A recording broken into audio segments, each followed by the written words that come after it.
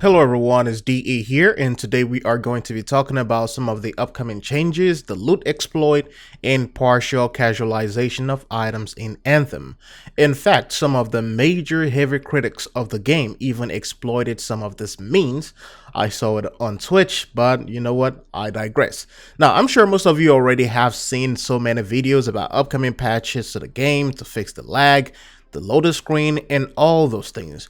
What we want to talk about right now is the potential restructure of challenges and certain missions in the game now and in future updates. I'm not trying to call it casualization, but you know what? We're just going to call it what it is. It's casualization of certain items in the game. And in one of the issues, the differences pointed out is that the challenges of the Legionnaire has a little bit of problem.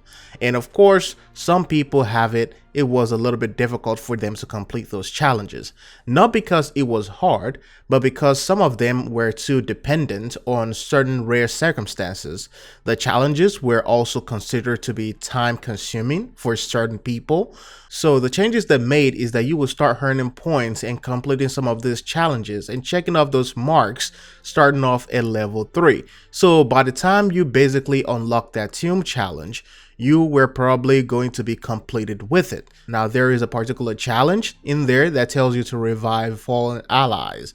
The challenge can be done through many ways, with one of them being through world events with the Sentinels, but it still needs someone to fall down. And in some cases, if you cannot see those type of world events, chances are you may have to require your squad mates to go down every single time. I know that sounds crazy, to fall down every single time. And for me personally, I had a friend get hit many times that he would need to be revived, and I revived him multiple times.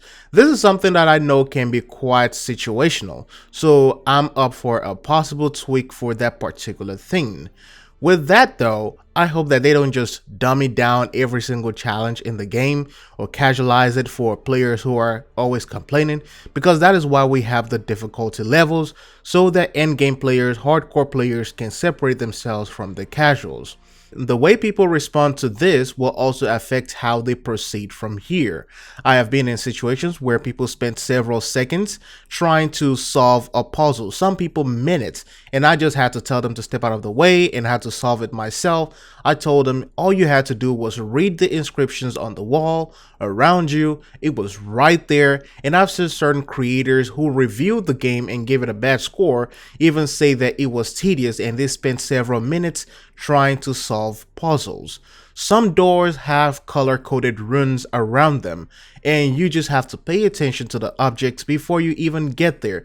You will see the combinations right in front of you. It is so easy to find, but the way gaming has evolved, a lot of people don't want to do those type of things anymore. I don't know how I feel about that, but personally, I enjoy those type of things. That happened to me on so many occasions. Even with fixing a down strider, the game audio specifically tells you what to do, the icons pointed to them after a few seconds just to let you know what you're supposed to do after each other. Either way, some of these changes will affect the casual aspect of the game, but in terms of high level stuff, I hope that they keep it the same way and they don't dummy down any of these things. A lot of people actually like the puzzles, and I've been in dungeons that had up to 3 doors that require opening at a particular sequence. I'm sure some people don't expect this in a regular activity, but as a heads up to anyone who wants to stay updated with the game, when the Act 1 drops and the aspirational content arrives in Anthem, there will be a lot of puzzles to solve, and of course there will be a lot of coordinations to get right, so you might want to get used to some of those things. They are really not hard, they are so easy because it's right in front of you. You don't have to try to decode items because it's just there. So there are changes to make Legionnaire bounties a lot easier. Anyways, let me know your thoughts about this. Lastly, they have also made some changes to the World Chest loot farm, or the loot exploit. A lot of people were apparently exploiting the loot farm to get higher gear or get leveled up to 30 a lot quicker. And some of these people, I will not drop names, some of them are big content creators. Some of them even reviewed the game and gave it a very bad score. Personally, I don't have an issue with it, and I'm glad that BioWare didn't ban anyone, even though a lot of them were doing it. The only issue I have is the fact that the same people are obviously the same ones saying that there is nothing to do in the game. Obviously, there will be nothing to do in the game if you cheat your way through a leveling system. Now, of course, this is an error that BioWare had to fix. They said they're not banning anyone. They've made changes to it really quickly within the past 24 hours, so that hopefully will reduce some of the exploits in the games. But anyways, that's going to be it for this right now. Thanks for watching this video. Hope you guys find it informative. Hope you also enjoy it. Thanks for watching. Once again, it's DA signing out. I'll see you in the next one.